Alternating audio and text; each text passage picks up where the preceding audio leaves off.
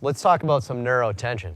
Because I actually think we have quite a bit of neurotension that's involved when we don't have a good hinge pattern. So straighten this leg out for me. Let's come up into just like a hamstring stretch here for me. You can see good. I mean, he doesn't have a great hip hinge. He has quite a bit of issues with just his flexibility. Okay, so again, like if he truly had a lengthened issue with his hamstrings were short and the fibers were short, we wouldn't get any improvements with a stretch in just a few minutes, right? So theoretically, if we get improvements with some of these neurotension techniques, it's not a issue with the length of the fibers. It's more of just an issue with his ability to relax that tension. If that makes sense, so that neurotension that he's feeling in here. So classic here was just during a stretch. What do you feel, hamstring stretch? Okay, which is good, that's what we want. We want a hamstring stretch. What we can do in this position, the first thing we can do is just some nerve glides where we kind of get him up towards that end range and we have him do some ankle pumps in that position, yeah. And now I might be pushing you a little too hard.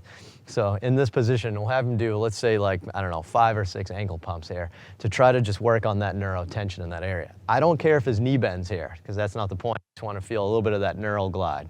Good, take a break for me. And then I would come here and I'd give him a little bit of a stretch. And that's way better. And I didn't fluff that. That's easy to fake for the crowd. I didn't fluff that. Do you feel any different?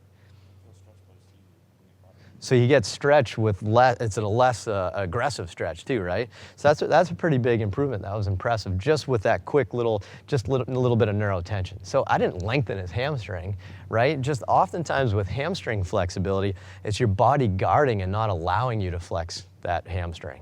So we have to decrease that tension to an extent. Okay, so that's one thing we'll do. Then classic muscle energy techniques, just having 10% effort, just push down into my hand for me, relax, and then come back up. But I would do the nerves first, and then a classic muscle energy. And you could do this yourself. So right here, just no bands, nothing, just give me a hamstring stretch. Kind of hold behind your knee here with your hands, and give me some ankle pumps in that position. And that's good enough. I think he's going to get a good amount of neurotension here that's going to probably impact his ability to hinge. Stand up for me. I want to integrate this now into the hinge. So let's go back down into your toe touch pattern.